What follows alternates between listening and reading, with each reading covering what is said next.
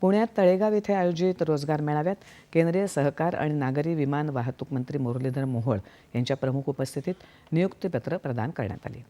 आत्तापर्यंत 12 रोजगार मेळावे आयोजित करण्यात आले असून त्यात 7.5 लाख तरुणांना सरकारी नोकरीमध्ये काम करण्याची संधी मिळाली असल्याचं मोहोळ म्हणाले। विकसित भारताचं स्वप्न साकार करण्यासाठी युवा पिढीनं पंतप्रधानांना साथ द्यावी असं आवाहन मोहोळ यांनी केलं।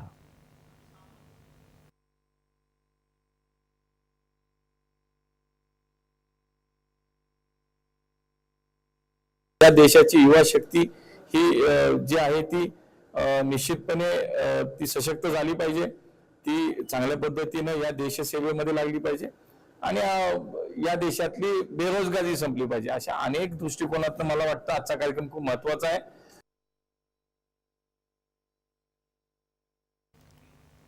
या मेळाव्यात केंद्र सरकारच्या विविध विभाग आणि संस्थांमधल्या सुमारे 500 उमेदवारांना नियुक्ती